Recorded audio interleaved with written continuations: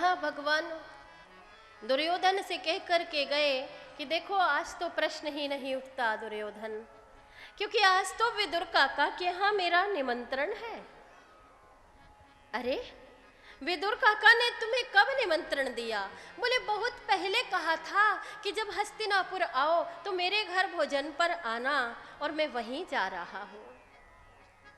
सीधे राज्यसभा से गए विदुर के घर। यहाँ दुर्योधन ने मुनादी पिटवा दी सारे हस्तिनापुर के व्यापारियों को कि आज कोई भी सामान विदुर के घर जाने न पाए। बाजार में विदुर को कोई वस्तु दी ना जाए, क्योंकि मुझे मालूम है द्वारिकाधीश ने मेरे 56 भोगों का अपमान किया है। मेरे 56 भोगों को छोड़कर उसके घर गए हैं, देखते हैं कि वो क्या भोजन करा पाता है।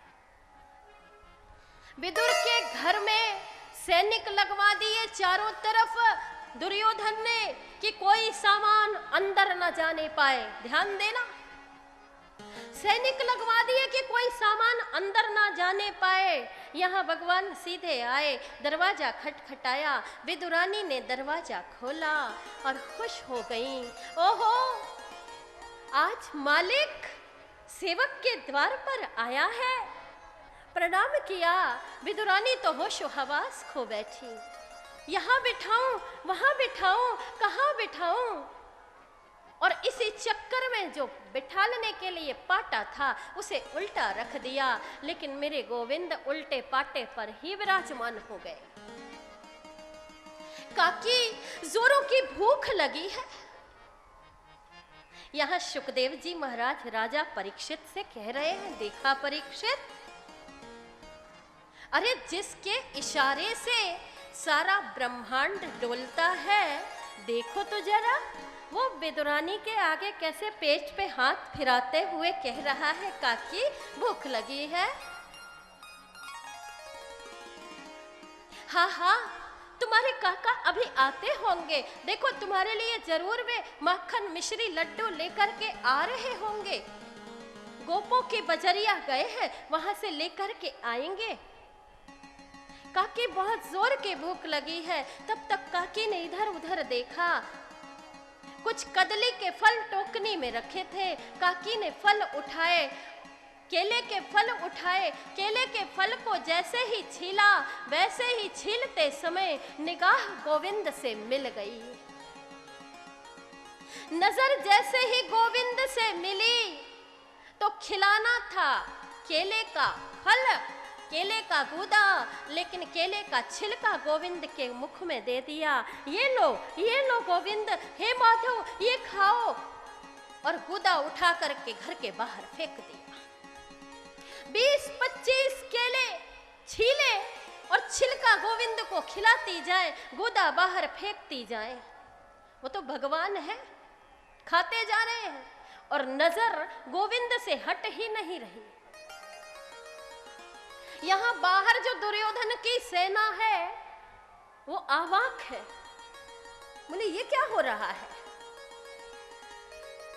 केले के फल बाहर फेंके जा रहे हैं। फौरन सैनिकों ने वो केले को समेटा, केले के गूदे को समेटा, कुछ खाए कुछ हाथ में लिया और गए दुर्योधन के पास। दुर्योधन ने पूछा क्या हुआ? बोले वही वाह, आप तो कह रहे थे कोई सामान अंदर नहीं जाना चाहिए, लेकिन वहां तो पहले से ही अंदर इतना अधिक पड़ा है कि बाहर फेंका जा रहा है। पहले से ही इतना ज्यादा पड़ा है कि बाहर फेंका जा रहा। लो तुम भी प्रसाद ले लो। आज है आए विदुर घर पहुना,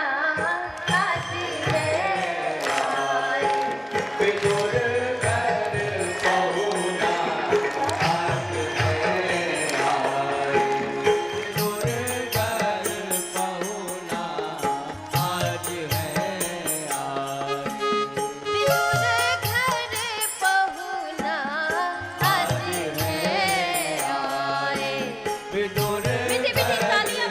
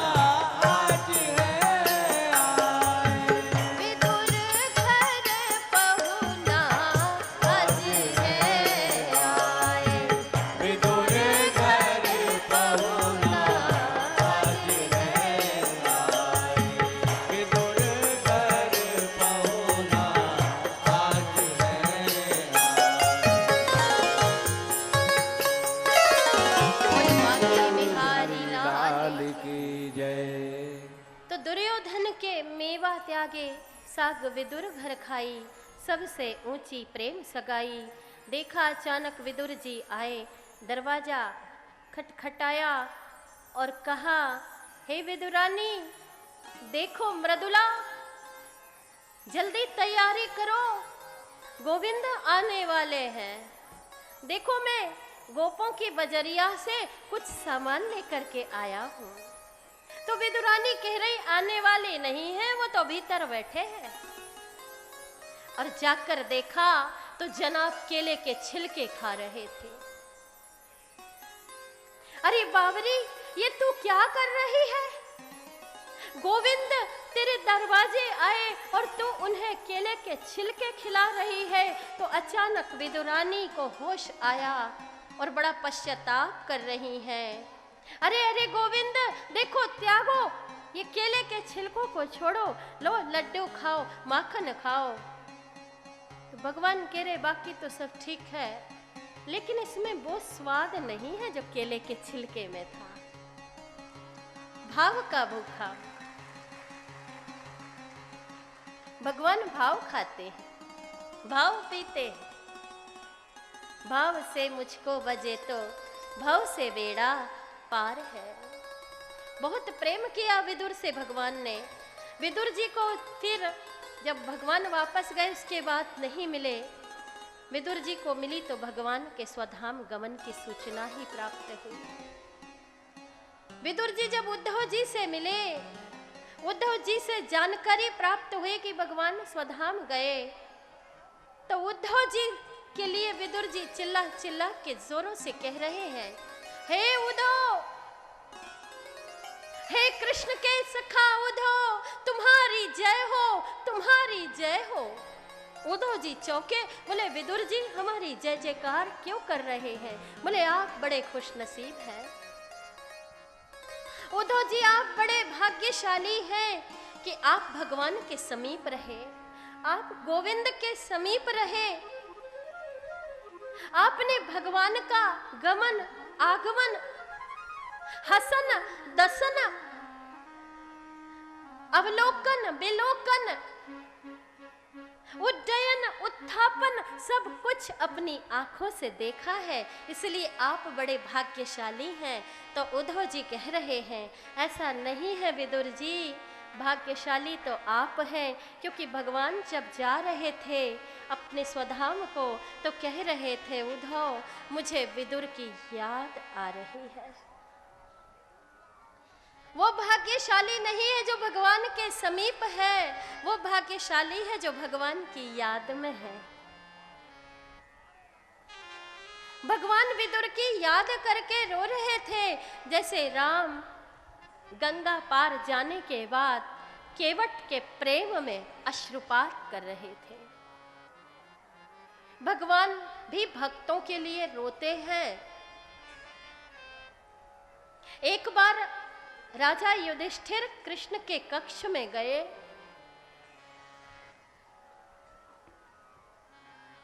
कुरुक्षेत्र का जो शिविर था, कुरुक्षेत्र का महाभारत युद्ध के दौरान, तो कृष्ण के कक्ष में जब युधिष्ठिर गए और देखा जाकर के कृष्ण रो रहे थे। युधिष्ठिर ने पूछा, धर्मराज ने पूछा कि आप क्यों रो रहे हैं? तो उन्होंने कहा, मुझे भीष्म पितामह की याद आ रही है। तो भगवान भी भक्तों की याद में रोते हैं, बशर्ते समर्पण होना चाहिए। बोलो जय श्री कृष्ण। जय श्री कृष्ण। विदुर जी उद्धव जी से कह रहे हैं कि मेरे लिए गोविंद ने कोई संदेश दिया। तो कहा, हाँ, संदेश आपको मैत्रेय जी के द्वारा मिलेगा। विदुर जी मैत्रेय जी के पास गए, मैत्रेय जी से जाकर के भेंट की, सारा वृत्तांत भगवान के जन्म से लेकर अंतिम तक की कथा श्रवण करी और एक प्रश्न पूछा विदुर जी ने कि भगवान इस सृष्टि को कैसे बनाते हैं। मैत्रेय जी कह रहे हैं, विदुर जी आप तो इतने ज्ञानी हैं, आपको तो सब मालूम है, लेकिन इस सृष्टि के कल्याण के लिए आप पूछ रहे हैं कि भगवान इस सृष्टि को कैसे बनाते हैं। तो भगवान इस सृष्टि को कैसे बनाते हैं यह हमारी सोच का विषय नहीं है। ये सृष्टि इतनी सुंदर कैसे है, हमें ये सोचना चाहिए। देखो, भूमि एक है, उस पे अलग अलग बीज बो दिए, और जैसे ही अलग अलग बीज बोए, एक ही जल से सींचा, एक ही खाद डाली, लेकिन एक पेड़ निकला करेले का, कड़वा कड़वा। एक पेड़ निकला आम का, बड़ा मीठा मीठा। एक पेड़ निकला इमली का, बड़ा खट्टा खट्टा। जरा सोचो, कल्पना करो, एक पेड़ निकला मिर्च का, बड़ा तीखा तीखा। जरा सोचो, भूमि एक है, एक सी सिंचाई की है, लेकिन इस भूमि को ये अलग अलग रस किसने प्रदान किए? वो परमपिता परमेश्वर एक शक्ति है जो इस सारे जगत को संचालित कर रही है, उसी की ये सृष्टि है। हमें तो बस यह सोचना चाहिए कि तुझे देख कर जग वाले पर यकीन नहीं क्यों कर होगा, जिसकी रचना इतनी सुंदर, वो कितना सुंदर होगा, वो कितना सुंदर होगा। तुझे देख कर जग वाले पर यकीन नहीं क्यों कर होगा, जिसकी रचना इतनी सुंदर, वो कितना सुंदर होगा, वो कितना सुंदर होगा। ये लिखने वाले ने ऐसे ही नहीं लिख दिया। एक कवि कल्पना करते करते अपनी लेखनी में लिखता है कविता सागर के ऊपर। कवि कविता लिख रहा है शराब के ऊपर, कवि कविता लिख रहा है शबाब के ऊपर, कवि कविता लिख रहा है वृक्ष के ऊपर, कविता लिख रहा है नदी के ऊपर, कविता लिख रहा है सुंदर सृष्टि के ऊपर, कविता लिख रहा है इतनी सुंदर युवती के ऊपर। लेकिन कविता लिखते लिखते लिखते लिखते लिखने पर मजबूर हो जाता है क्या?